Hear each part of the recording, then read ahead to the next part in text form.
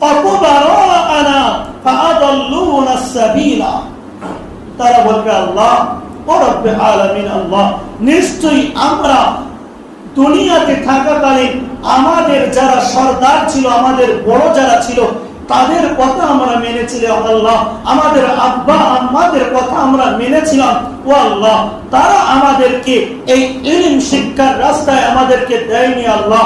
তারা আমাদেরকে English medium স্কুলে ভর্তি করেছিল, আমাদেরকে আলিম শিক্ষা দেয়নি, আমাদেরকে কোরআন শিক্ষা দেয়নি আল্লাহ। নামাজ কেমন ভাবে পড়তে আমাদের শিক্ষা দেয়নি। আমরা যখন ছোট্ট থেকে পড়েছি আমাদেরকে শিখিয়েছিল অযোগার আসছে তেড়ে আয়ামটি খাবো পেড়ে হাতি মাটি টিন। তারা মাঠে পারে দিন তাদের খেলাটু করছেন, পড়েছেন না পড়েননি? পড়েছেন। বাচ্চাদের পড়াচ্ছে এখন। আচ্ছা বলুন, পৃথিবীতে একটা পশু আপনি দেখান, একটা প্রাণী যাদের শিং আছে তারা ডিম পারে? বলতে পারবেন? যাদের শিং আছে তারা ডিম পারে, বাচ্চা না দিয়ে ডিম পারে, এমন একটা প্রাণীর নাম আমার বলেন তো দেখি। তাহলে আমরা আমাদের বাচ্চাদের শেখাচ্ছি কি? হাড্ডি মাটিম ডিম, তাদের খাওয়া দুটো শিং, তারা মাঠে পারে ডিম। এই মিথ্যা শিক্ষা বাচ্চা ছোট্টবেলায় শেখাচ্ছি। ছোটবেলায় যদি আমি আব্বা মাতার মিথ্যা একটা জ্ঞান দিই, বড় হয়ে সে কি সত্যবাদী হবে মনে হয়? সিদ্দিক হবে বলে মনে হয়? না কাজ্জাব হবে? বলেন।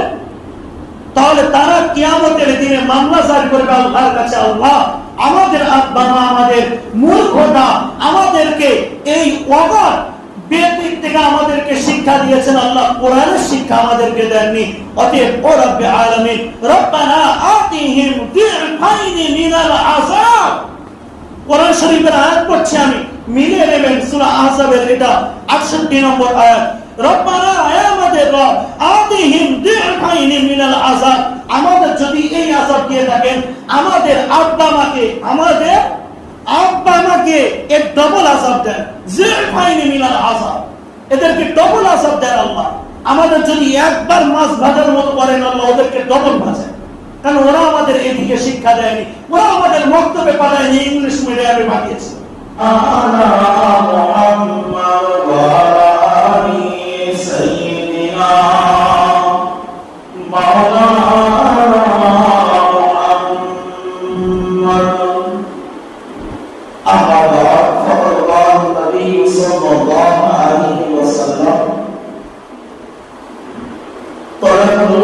فريضة على كل مسلم ومسلمة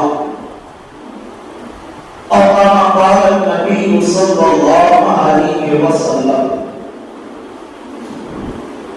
সর্বাগ্রে সর্বপ্রথম সে মহান রব্বুল আলামিনের দরবারে শুকরিয়া আদায় করি, যার বিনা অনুমতিতে সূর্য উদিত হয় না এবং অস্ত যায় না। সেই মহান আল্লাহ সুবহানাহু ওয়া তাআলার উপরে লক্ষাধিক কৃতজ্ঞতা ও শুকরিয়া সকলে বলি আলহামদুলিল্লাহ। সকলে জানেন সাইয়্যিদুনা শাফিআনা রাসূল আরবি সাল্লাল্লাহু আলাইহি ওয়াসাল্লামের উপরে লক্ষাধিক দরুদ ও সালাম সকলে বলি সাল্লাল্লাহু আলাইহি ওয়াসাল্লাম। উপস্থিত শ্রদ্ধেয় সম্মানীয় মুসলমান কিরাম, তথা যারা আমার মাইকের আওয়াজ পাচ্ছেন, প্রত্যেকেই অন্তরের স্তর থেকে শ্রদ্ধা ও সালাম। ইতিপূর্বে মহানবী সাল্লাল্লাহু আলাইহি ওয়াসাল্লামের লক্ষাধিক হাদিসের মধ্য থেকে ছোট্ট একটি হাদিসের টুকরা আমি পেশ করেছি। আর আল্লাহ সুবহানাহু ওয়া তাআলা যদি তৌফিক দেন তো এর উপরে নির্ভর করে বোঝার কথা বলবো ইনশাআল্লাহ। নবী সাল্লাল্লাহু আলাইহি ওয়াসাল্লাম বলেন, তালাবুল ইলমি ফরিদাতুন আলা কুল্লি মুসলিমিন ওয়া মুসলিমা। দুনিয়ার প্রত্যেকটি মুসলমান নর ও নারীর উপরে ইলম অর্জন করা ফরজ। আবার বলছি, হাদিসের মানে দুনিয়ার প্রত্যেকটি মুসলমান পুরুষ এবং মহিলা উভয়ের পক্ষে ইলম অর্জন করা, জ্ঞান অর্জন করা ফরজ। প্রশ্ন থাকতে পারে কতটুকু জ্ঞান অর্জন করা ফরজ? তাহলে প্রত্যেকেই কি আলেম হতে হবে? প্রত্যেকে কি কারি হতে হবে? না। প্রত্যেকেই আমার বায়ানের দিকে খেয়াল রাখবেন। বিশেষ করে যারা বাড়িতে আছেন, আমি উভয়কে দৃষ্টিপাত করছি, প্রত্যেকেই আমার বায়ানটুকু শুনবেন। যে যে কাজই করেন না কেন, কতটুকু ইলম অর্জন করা আমার এবং আপনার উপরে ফরজ। মনে রাখবেন, উত্তর হলো এটাই যে আমার এবং আপনার বা যে বাজারে আমরা নিজেকে মুসলমান দাবি করি, কমপক্ষে এতটুকু ইলম অর্জন করতে হবে যে ইলম দ্বারা, যে শিক্ষা দ্বারা আমি 5 ওয়াক্ত নামাজ সহিষ্ণুভাবে পড়তে পারবো, যে জ্ঞান দ্বারা, যে ইলম দ্বারা আমি আল্লাহ সুবহানাহু ওয়া তাআলার কোরআনকে শুদ্ধভাবে পড়তে পারবো, যতটুকু ইলম দ্বারা আমি আমার সামাজিক জীবনে, বৈজ্ঞানিক জীবনে আমার প্রত্যেকটি কাজ, কোনটি হারাম কোনটি হারাম, এই কাজগুলো যেন আমি জানতে পারি, এতটুকু ইলম আমার এবং আপনার বা প্রত্যেকটি মুসলমান পুরুষ এবং মহিলা উভয়কেই এতটুকু ইলম অর্জন করা হলো ফরজ। মানে করতেই হবে, এটা ফরজে কিফায়া নয়, ফরজে আইন। যেমন আপনার নামাজ পড়া ফরজে আইন, রমজানের রোজা রাখা এটা যেমন ফরজে আইন, তদনুরূপভাবে আপনার এই ইলম অর্জন করা এটাও আপনার উপরে ফরজে আইন, আপনাকে করতেই হবে। চলো, আজকে যদি আমি না জানি আমার ইলম সম্পর্কে, যে আমার সবর কতটুকু আছে, কতটা না ঢেকলে আমার জাহান্নামের আগুনের খোরাক হতে হবে, তবে আমি সবরটা ঢেকবো কেমন করে বলেন তো? আমার মায়েরা ও বোনেরা যারা শাড়ি করছেন বা যারা নাইটি করছেন, তাদের কতটুকু সবর, এই জ্ঞান যদি তাদের মতো না থাকে তারা কেমন করে ঢেকবে? আমার ভাইরা যারা ব্যবসা বাণিজ্য করছেন, কোনটি হারাম, ব্যবসার মধ্যে যে কাজটা করছি এটা হারাম না হালাল, এর জ্ঞান যদি আমার মধ্যে না থাকে, আমি কেমন করে বাছাই করব যেটা হারাম আর এটা হালাল? তাহলে বুঝতে হবে উভয় জিনিস জানতে হলে সর্বপ্রথম আমাকে কি করতে হবে? শিখতে হবে, ইলম অর্জন করতে হবে। মনে রাখা দরকার, ইসলামের সর্বপ্রথম হুকুম কিন্তু নামাজ নয়, ইসলামের সর্বপ্রথম হুকুম কিন্তু রোজা নয়। তাহলে কি?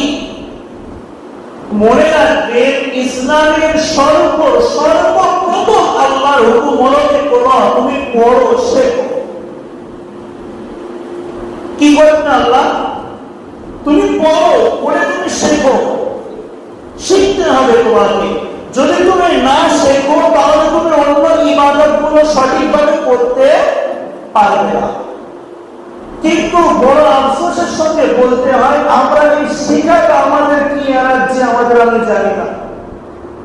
এতটুকু জানি তো বেগুন খেলে নাই যাদের এলার্জি আছে পারে, কিন্তু শিখতে গেলে যে কি এনার্জি আমি বলতে পারবো না। শিখতে গেলে যে কি কষ্ট, কি মান সম্মান, কি অহংকার আমার মতো, আমার প্রেস্টিজটা নষ্ট হয়ে যাবে যদি এখন আমি শিখতে চাই। যদি এখন আমি শিখতে চাই, আমার সম্মান ধুলোর সঙ্গে মিশে যাবে। কেউ শেখে এখন এই বয়স এসে, এটা কি শেখার বয়স? ভাই মনে রাখবে, ইসলাম জাহানে রাসূলে পাক সাল্লাল্লাহু আলাইহি ওয়াসাল্লাম 40 বছর বয়সে নবুয়তের দায়িত্ব পেয়েছিলেন। আর ওই 40 বছর বয়সে রাসূলুল্লাহ সাল্লাল্লাহু আলাইহি ওয়াসাল্লামের কাছে বয়োজ্যেষ্ঠদের মতো সিদ্দিক আকবর আবু বকর সিদ্দিক রাদিয়াল্লাহু আনহু তিনি ইসলাম প্রথম গ্রহণ করেন, তখন আবু বকর সিদ্দিকের বয়স কত? কিতাবের মধ্যে যতটুকু পেয়েছি তখন বয়স 38 কিংবা 40, 38 কিংবা 40। তখন থেকে আবু বকর এই 40 বছর আগে নবী ইলমের দাওয়াত মানুষের কাছে দেননি। আবু বকর রাদিয়াল্লাহু আনহু তখন তিনি ইসলামের মধ্যে আসেননি। তাহলে তিনি তো নামাজের কিছু জানতেন বলে মনে হয়? জানতেন না। রাসূলুল্লাহর উপরে নবুয়ত আসার পরে সিদ্দিক আকবর আল্লাহ রাসূলের কাছে আসলে ইসলাম গ্রহণ করলেন এবং নামাজ কেমন ভাবে পড়তে হবে, কোরআন কেমন করে তিলাওয়াত করতে হবে সবকিছু তখন থেকে শিখলেন। তাহলে আবু বকর সিদ্দিকের শেখার বয়স কখন থেকে? তার 38 কিংবা 40 বছর বয়স থেকে। তো রাসূলুল্লাহর চাচা হযরত আব্বাস রাদিয়াল্লাহু আনহু তিনি ইসলাম গ্রহণ করেন মক্কা বিজয়ের দিনে। আমার বায়ানটুকু ভালো করে খেয়াল করবে। আবু বকর সিদ্দিকের চাচা আব্দুল্লাহ ইবনে আব্বাস তিনি ইসলাম গ্রহণ করেন কবে? মক্কা বিজয়ের দিনে। এইবার আল্লাহ রাসূল তিনি মক্কায় ছিলেন। মক্কা থেকে যখন নবুয়তের দায়িত্ব পেয়েছিলেন 40 বছর, মক্কায় দায়িত্ব পেয়ে যখন মক্কার মানুষের কাছে ইসলাম প্রচার করে তখন ওখান থেকে তাড়িয়ে দিলেন আল্লাহ রাসূলকে। তাড়িয়ে দিলেন তো, যখন তাড়িয়ে দিলেন সম্ভবত 13 বছর মক্কায় ছিলেন। তাহলে 40 কত? 53 বছর বয়স। তখন আল্লাহ রাসূল মক্কা থেকে মদিনায় হিজরত করেন। মদিনাতে গিয়ে 8 বছর পরে, মদিনাতে বসবাস করার 8 বছর পরে মক্কা বিজয় করেন আল্লাহ রাসূল। তাহলে 53 আর কত? 61। আল্লাহ রাসূলের বয়স তখন 61, তার চাচার বয়স তখন কত হবে? নিঃসন্দেহে বেশি হবে। তাহলে তার চাচা আল্লাহ রাসূলের মক্কা বিজয়ের দিনে ইসলাম গ্রহণ করেন। রাসূলুল্লাহর বয়স যদি 61 হয়, আমি ধরলাম তার চাচার বয়স 65, তাহলে তার চাচা আব্বাস রাদিয়াল্লাহু আনহু তিনি 65 বছর বয়স থেকে শিক্ষা শুরু করলেন। তাহলে বলেন আপনি কিসের বুড়ো হয়েছেন? শিখতে কিসের লজ্জা? বলেন আপনার শিখতে কিসের লজ্জা? কথা একটা আছে, আল ইলমু মিনাল মাহদি ইলাল লাহদি। ইলম অর্জন করতে হয় মায়ের গর্ভ থেকে নিয়ে আর কবর পর্যন্ত শেখার সময়। আপনি যতক্ষণ না কবরে যাচ্ছেন তখন আপনার শিখতে হবে। শিখতে হবে, আপনাকে জানতে হবে। কিন্তু আমাদের বয়স তো আপনার 70 এখনো কয়েকজনের হয়েছে জানি না। অধিকাংশ মানুষ তো 60-এর মতো আমাদের মসজিদের মুসলিম। হ্যাঁ না বলেন, অধিকাংশ 70 কজন আছে বলেন? কিন্তু এই বয়সে শিক্ষা অর্জন করতে একটু বসতে বললে 5টা মিনিট সময় দিতে বললে কি দোষ, অনেক দেরি হয়ে যাচ্ছে, এখন আর শেখা যায়। কি করছে ওই মানুষ বলে তারা এই 5 মিনিট এখানে বসতে চায় না, তারা কিন্তু মসজিদ থেকে পার হয়ে বাইরে কিন্তু 20 মিনিট টাকা দিয়ে দিচ্ছে গল্প করে। আমার বলতে হবে আপনারা দেখবেন যারা 5টা মিনিট এখানে বসে না তারা বাইরে গিয়ে 20 মিনিট কাটাচ্ছে গল্প করে, এর কথা ওর কথা। বলুন তো এই সমস্ত মানুষ হিদায়াতের কতটা আগিয়ে আছে? তাই আমি অনুরোধ করছি আপনি যদি না শেখেন তবে আপনার কাছে কি আমি বলবো? হ্যাঁ, মনে করবেন আপনি কি একটা পিচ্ছু বাচ্চা ছেলে 9 বছর বয়স, ওর কাছে আমরা শিখবো। আমাদের এই 60 বছর বয়স হয়ে গেল, দাড়ি গোপ পেয়ে গেল, আর ওই কয়েক বছরের ছোট বাচ্চার কাছে আমরা শিখবো, এরকম কিছু না। কি বলেন তো?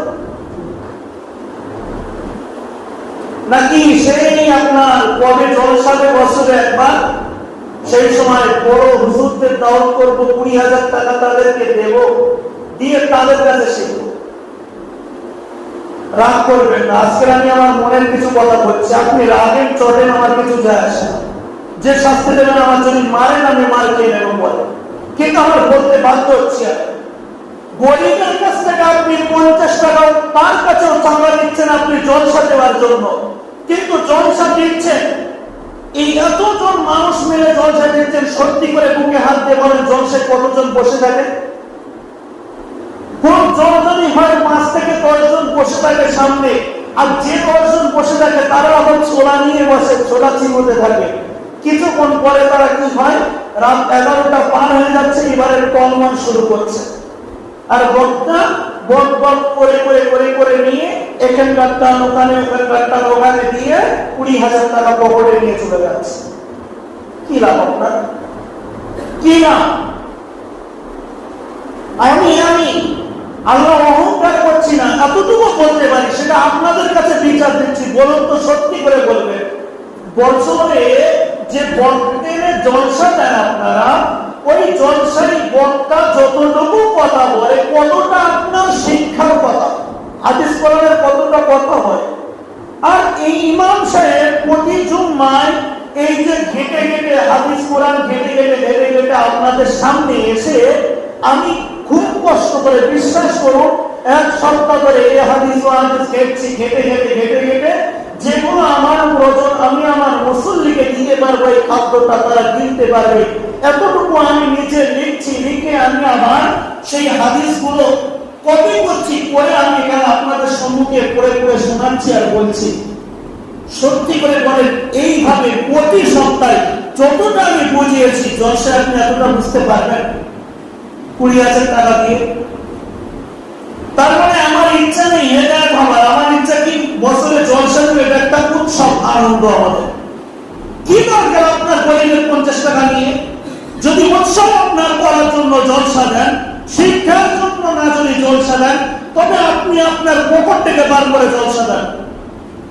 আর যদি মনে করেন না শিক্ষার জন্য দেব, তাহলে আপনার যদি মেন ইচ্ছা থাকতে আমি শিখবো, একটু করে হলেও একটা জিনিস শিখবো, তাহলে আপনাকে অবশ্যই অতি অবশ্যই আপনার এই মসজিদে আসা দরকার, এবং আগে এই বয়ান শ্রবণ করবো। ওই বয়ান আমি বলছি না জলসার বিরোধী না, নিঃসন্দেহে জলসা দেওয়া ভালো হেদায়েতের জন্য, কিন্তু প্রতি সপ্তাহে আপনার জলসা হচ্ছে, আপনি এটাই পাচ্ছেন না, শিখছেন না। আপনার দুটো পায়ে জড়িয়ে ধরে বলছি, ভাই বসুন, আসরের সময় 5 মিনিট বসুন, আপনি বসছেন না, তাহলে আপনার মতো মানুষের জলসা কি করে বসে হেদায়েত পাবেন আপনি? কথা নিয়ে গায়ে লাগছে, তাই না? শিক্ষার জন্য কতটুকু ছোটাছুটি করেছিলেন রাসূলের সাহাবীরা জানেন? একটা হাদিস আমি আপনাদের সম্মুখে পড়ে শোনাচ্ছি। হাদিসটা এসছে তিরমিজি শরীফের হাদিস, 2682 নম্বর হাদিস। বর্ণনাকারী হলেন হযরত কাইস ইবনে কাসির। কাইস ইবনে কাসির তিনি বর্ণনা করেন যে তিনি বলেন, ক্বালা কাদিমা রাজুলুন মিনাল মদিনাতি আলা আবি দারদা ওয়া হুয়া দামাশক। একজন ব্যক্তি মদিনা থেকে, ভালোভাবে বুঝবেন হাদিসটা, একজন ব্যক্তি মদিনা থেকে হযরত আবু দারদা রাদিয়াল্লাহু আনহুর কাছে আসলেন। হযরত আবু দারদা তখন কোথায় ছিলেন? এখানে বলছে ওহুয়া বি দামাশক, তিনি তখন দামাশকের এক মসজিদে বসা ছিলেন। দামাশকের এক মসজিদে তিনি মুসল্লিদের নিয়ে নসিহত করছেন। এমন অবস্থায় একজন ব্যক্তি মদিনা থেকে দামাশকে গেলেন। মনে রাখবেন, এই হাদিসটা পড়ার পরে আমি গুগলে সার্চ করলাম মদিনা থেকে দামাশক এটা কত কিলোমিটারের রাস্তা, তা পেলাম, আপনারা নিজে সার্চ করে দেখে নেবেন 1200 কিলোমিটার দেখাচ্ছে। কত কিলোমিটার? 1200 কিলোমিটার রাস্তা অতিক্রম করে তিনি দামাশকে হযরত আবু দারদা রাদিয়াল্লাহু আনহুর কাছে গেলেন। তারপরে কি হলো? ফাকালা, তিনি বললেন, মা আকুদানাকা ইয়া আখি। আবু দারদা তাকে জিজ্ঞাসা করলেন যে, ওগো আমার ভাই, তুমি এখানে কিসের জন্য এসেছো, কি তোমার দরকারে তুমি আমার কাছে সেই মদিনা থেকে এখানে এসেছো দামেস্কে 1200 কিলোমিটার অতিক্রম করে। এখন 1200 কিলোমিটার মানে কতটা ভাই? পুরোপুরি গিয়েছেন তো সবাই? এখান থেকে কতটুকু হবে? 50 নয় 68 কিলোমিটার রাস্তা এখান থেকে পুরোপুরা। হ্যাঁ, তাহলে এখান থেকে 68 কিলোমিটার কতটা লাগে বলেন তো যেতে? তাহলে বলেন 100 200 1200 কিলোমিটার। এখনকার মতো তখন গাড়ি ছিল সেই জামানায়? গাড়িও ছিল না। তাহলে কত কষ্ট লেগেছিল সেই 1200 কিলোমিটার অতিক্রম করে যাওয়া। আবু দারদা এই জিনিসটা শোনার পরে বলছেন যে ইয়া আখি, তোমার কি আমার ভাই, তুমি কোন দরকারে তুমি এখানে এসেছো? তারপরে তিনি বললেন ফাকালা, তিনি বললেন ওই ব্যক্তি, আগন্তুক ব্যক্তি, হাদিসুন বালাগানি আন্নাকা তুহাদ্দিস। কি বললেন? হাদিসুন বালাগানি, আমার কাছে এমন একটা হাদিস পৌঁছেছে, আন্নাকা তুহাদ্দিসু, যার বর্ণনাকারী হলেন আপনি। বুঝেছেন? যার বর্ণনাকারী আপনি, আবু দারদা, আপনি হুজুর তার বর্ণনাকারী। কার থেকে? আর রাসূলুল্লাহ সাল্লাল্লাহু আলাইহি ওয়াসাল্লাম, আল্লাহর রাসূল থেকে আপনি বর্ণনা করেছেন। মানে আপনি আল্লাহর রাসূল থেকে একটা হাদিস শুনেছেন, সেটা আপনি মানুষের কাছে বর্ণনা করেছেন, আর আমি ওই হাদিসটা আমার কানে পৌঁছেছে, আমি আপনার খবর পেয়েছি আপনি দামেস্কে আছেন, ওয়ালি ফর এই হাদিসের জন্য আমি এত কিলোমিটার দূর থেকে আপনার কাছে এসেছি। আল্লাহ করে হাদিসটুকু খেয়াল করবেন একটু। তখন তিনি আশ্চর্য হয়ে গেলেন, আবু দারদা রাদিয়াল্লাহু আনহু। তিনি বললেন, ক্বালা মা জিতালি হাজাতি, ও ভাই, তোমার কি কোনো প্রয়োজন ছিল না এখানে আসার? অন্য কোনো প্রয়োজনে কি তুমি আসোনি, শুধুমাত্র হাদিসের জন্য? তিনি বললেন, ক্বালা লা, আমার কোনো প্রয়োজন ছিল না, আমি হাদিসটা যাচাই করার জন্য এসেছি। তখন আবু দারদা বললেন, আমার কদিনকারী তিজারাতি, তুমি কি কোনো ব্যবসার জন্য এখানে আসোনি? এই 1200 কিলোমিটার তুমি এসছো কোনো ব্যবসার জন্য তুমি আসোনি? তিনি বললেন, লা, আমি কোনো ব্যবসার জন্য আসিনি।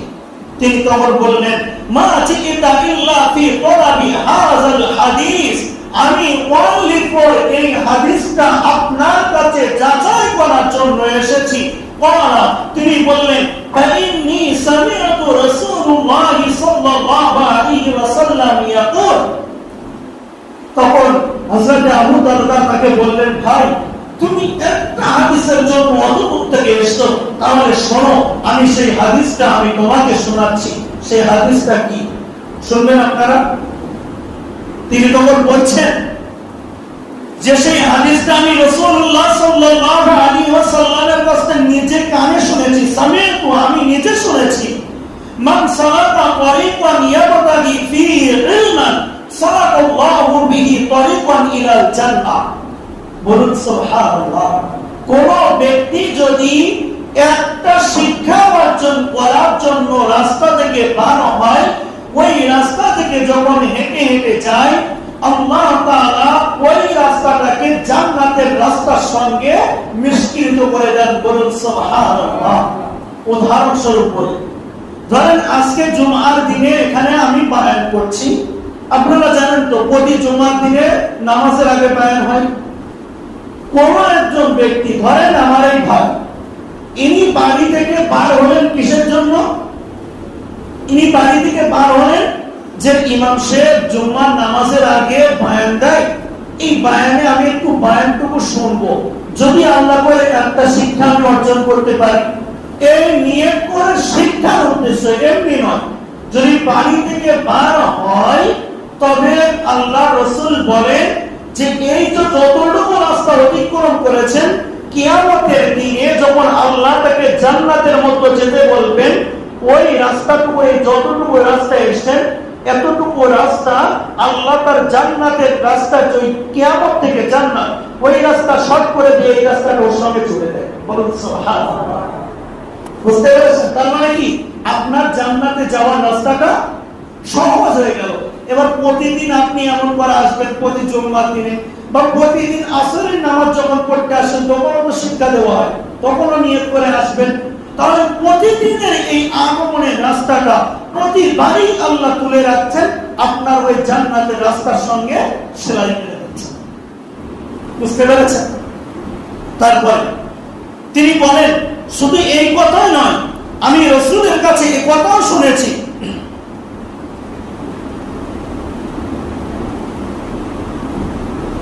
وَإِنَّ الْمَلَائِكَةَ لَتَضَعُ أَجْنِحَتَهَا رِضَاءً لِطَالِبِ الْعِلْمِ। কোন ব্যক্তি যখন একটা শিক্ষা অর্জন করার জন্য বাড়ি থেকে বার হয়, বলছেন আল্লাহর ফেরেশতারা সম্মানের তাদের ডানাগুলি তাদের পায়ের নিচে বিছিয়ে দেন। বলুন সুবহানাল্লাহ। আল্লাহর রাসূল বলছেন যে আল্লাহর ফেরেশতাদের ডানা নূরের পাখনা, ভাই ওই নূরের যে পাখনা আছে ফেরেশতাদের, ওই পাখনাটুকু যখনই কোন ব্যক্তি বাড়ি থেকে প্রথম কদম বার করবে, সাথে সাথে আল্লাহর হুকুম, এই ফেরেশতা ওই ব্যক্তি শিক্ষার জন্য বার হচ্ছে, তুমি যাও, ওর পা যেন আল্লাহর জমিনে না পড়ে, ও যেন বুঝতে পারছে জমিনে, কিন্তু আমি আল্লাহ এমনটা হতে দেব না, ওকে সম্মান বজায় রাখো।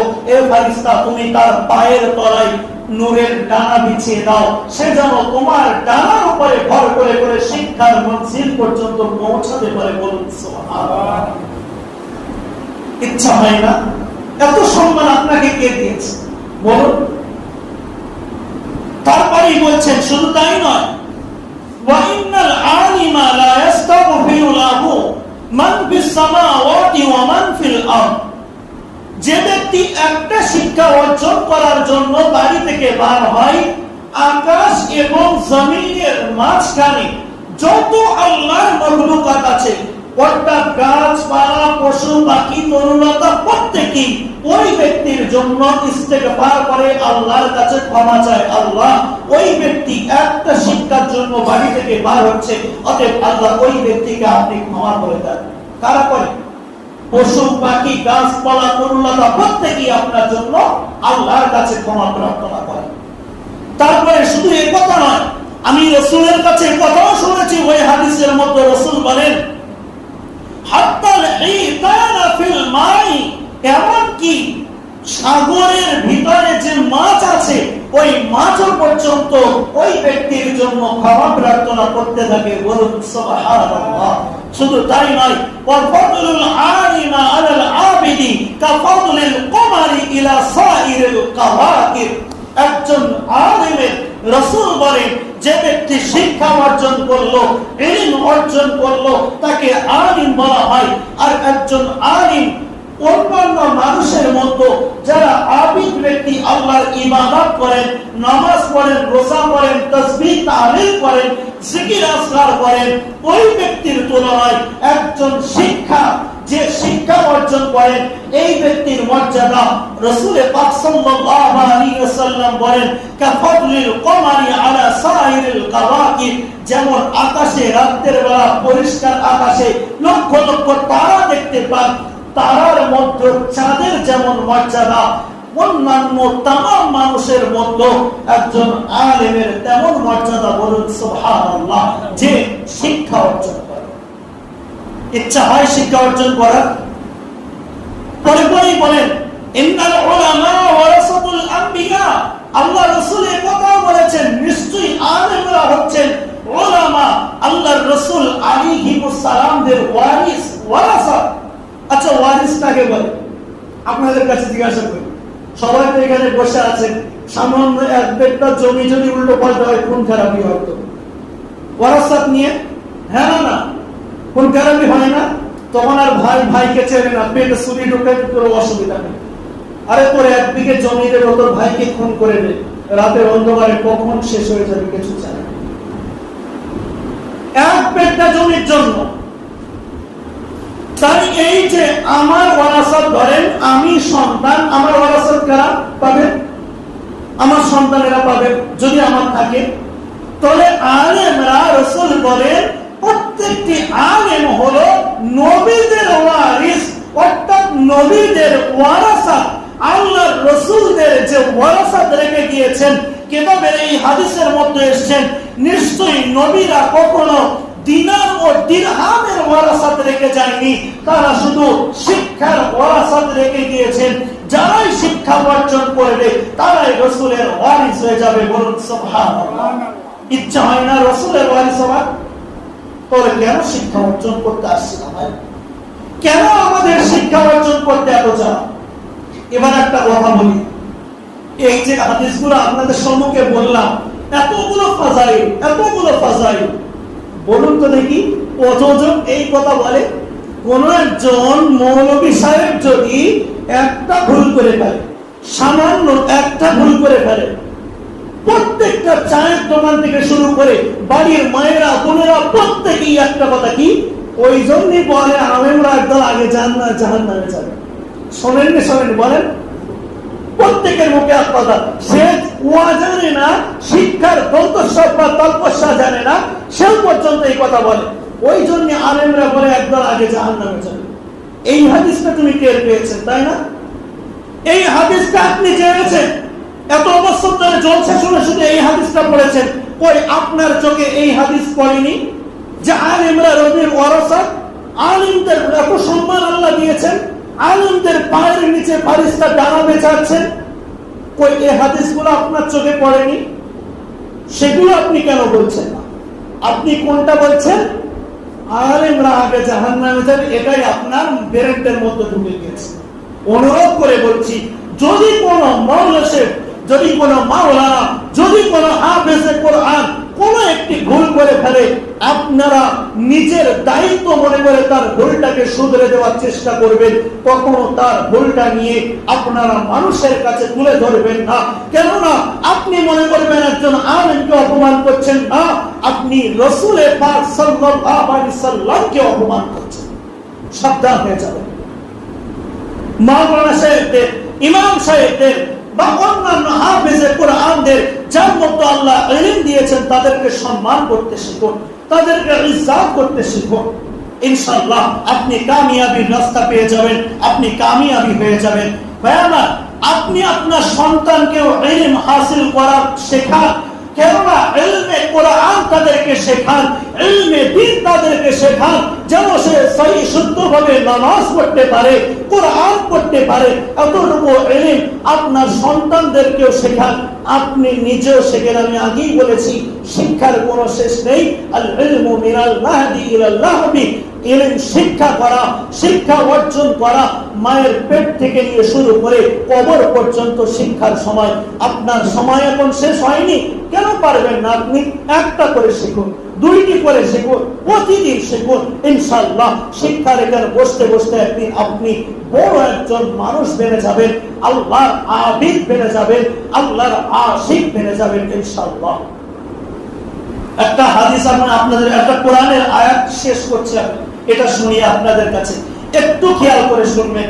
যারা বাপ আছেন, যাদের সন্তান আছেন, বিশেষ করে তারা একটু শুনবেন।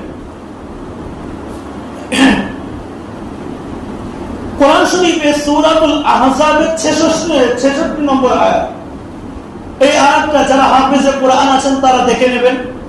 ইয়াউমা তুকাল্লাবু ওয়ুজুহুহুম ফিন নারি ইয়াকুলুনা ইয়া লাইতানা আতা'না আল্লাহ ওয়া আতা'না আর-রাসূলা। আল্লাহ রাব্বুল আলামিন বলেন, কিয়ামতের দিনে যেদিন তাদেরকে জাহান্নামের আগুনে ফেলে ওলটপালট করে দেওয়া হবে, জাহান্নামের আগুনে। যেমন আপনারা দেখেছেন তো, বেগুন যখন ভাজে বা মাছ ভাজে তখন কি করে বলেন তো? কড়ার তেলের মধ্যে ফেলে ওলটপালট করে দেয় না মাছটা ভাজার জন্য? আল্লাহ রাব্বুল আলামিন জাহান্নামে যখন মানুষকে ওলটপালট করে দেবে, জাহান্নামের আগুনে পোড়াবেন, ইয়াকুলুনা, তখন ওই জাহান্নামীরা বলতে থাকবে, ইয়া লাইতানা, হায় আফসোস, হায় আফসোস, আমরা যদি আল্লাহ এবং আল্লাহর রাসূলের কথাকে মেনে নিতাম, তবে আজ আমাদের এই দৃশ্য আর দেখতে হতো না। আল্লাহ রাসূল বলেছেন ইলম অর্জন করতে, আল্লাহ বলেছেন শিক্ষা অর্জন করতে। আমরা যদি পড়তাম, আমরা যদি শিখতাম, তবে আজকের আমাদের এই দৃশ্য হতো না। বাবা, এরপরেই আল্লাহ বলেন, তখন তারা হাইকোর্টে যেমন আমরা বিচার দান করি, তারাও সেই দিন আল্লাহর কাছে মামলা দায়ের করবে কি করে? অকালু, তারা বলবে অকুবারানা ফাআদাল্লুনাস সাবিলা। তারা বলবে আল্লাহ ও রব্বে আলামিন, আল্লাহ নিশ্চয়ই আমরা দুনিয়াতে থাকাকালীন আমাদের যারা সরদার ছিল, আমাদের বড় যারা ছিল, তাদের কথা আমরা মেনেছিলাম আল্লাহ, আমাদের আব্বা আম্মাদের কথা আমরা মেনেছিলাম ও আল্লাহ, তারা আমাদেরকে এই ইলম শিক্ষার রাস্তায় আমাদেরকে দেয়নি আল্লাহ, তারা আমাদেরকে ইংলিশ মিডিয়াম স্কুলে ভর্তি করেছিল, আমাদেরকে আলিম শিক্ষা দেয়নি, আমাদেরকে কোরআন শিক্ষা দেয়নি আল্লাহ, নামাজ কেমন ভাবে পড়তে আমাদের শিক্ষা দেয়নি, আমরা যখন ছোট থেকে পড়েছি আমাদেরকে শিখিয়েছিল অযোগার আসছে তেড়ে আয়ামটি খাবো পেড়ে হাট্টি মাটি টিন। তারা মাঠে পারে দিন তাদের খেলাটি করেছেন, পড়েছেন না পড়েননি? পড়েছেন। বাচ্চাদের পড়াচ্ছে এখন। আচ্ছা বলুন, পৃথিবীতে একটা পশু আপনি দেখান, একটা প্রাণী যাদের শিং আছে তারা ডিম পারে? বলতে পারবেন? যাদের শিং আছে তারা ডিম পারে, বাচ্চা না দিয়ে ডিম পারে, এমন একটা প্রাণীর নাম আমার বলেন তো দেখি। তাহলে আমরা আমাদের বাচ্চাদের শেখাচ্ছি কি? হাট্টি মাটি ডিম, তাদের খাওয়া দুটো শিং, তারা মাঠে পারে ডিম। এই মিথ্যা শিক্ষা বাচ্চা ছোট্টবেলায় শেখাচ্ছি।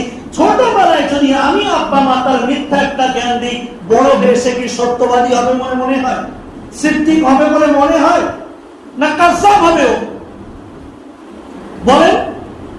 তাহলে তারা কিয়ামতের দিনে মামলা জারি করবে আল্লাহর কাছে, আল্লাহ আমাদের আব্বা মা আমাদের মূর্খতা, আমাদেরকে এই অগাধ বেদিক থেকে আমাদেরকে শিক্ষা দিয়েছেন আল্লাহ, কোরআনের শিক্ষা আমাদেরকে দেননি। অতএব ও রব্বে আলামিন, রব্বানা আতিহিম দি'ফাইনি মিনাল আযাব।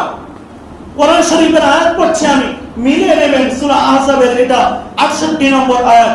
রব্বানা, আয় আমাদের রব, আতিহিম দি'ফাইনি মিনাল আযাব, আমাদের যদি এই আযাব দিয়ে থাকেন, আমাদের আব্বা মাকে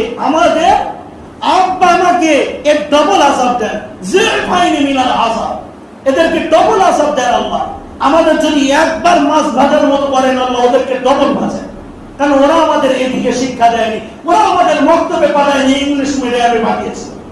রব্বানা ইন্না আতানা সাদাতানা, আল্লাহ ওদেরকে দেন, ওয়ালআনহুম লা'নান কাবীরা, আল্লাহ ওদেরকে শুধু আযাব দেন না, ওদের প্রতি আপনার লানত দেন। কেমন লানত? লা'নান কাবীরা, তাদের প্রতি এমন লানত দেন তারা যেন অভিশপ্ত হয়ে তারা যেন বড় অভিশপ্তের মধ্যে পড়ে যায়। আল্লাহ আমাদেরকে হেফাজত করুন।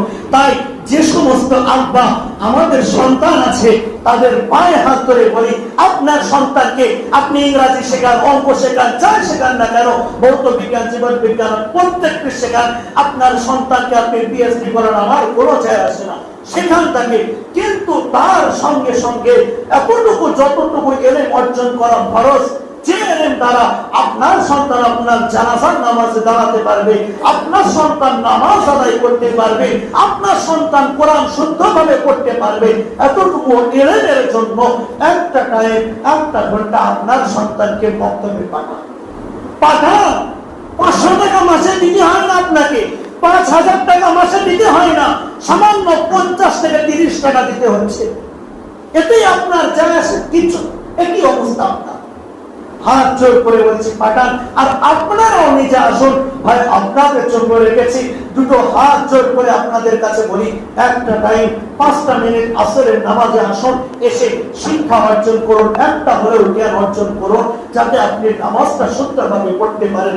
আপনারা আসুন, যারা আসছেন, যদি মনে করেন হ্যাঁ আমাদের আসরের নামাজের সময় ডিস্টার্ব হয়, আমরা এশার নামাজের পরে পড়বো, ইনশাআল্লাহ আমি আপনাদের জন্য সময় দেব, কিন্তু আসুন তো একবার শিক্ষা অর্জন করুন।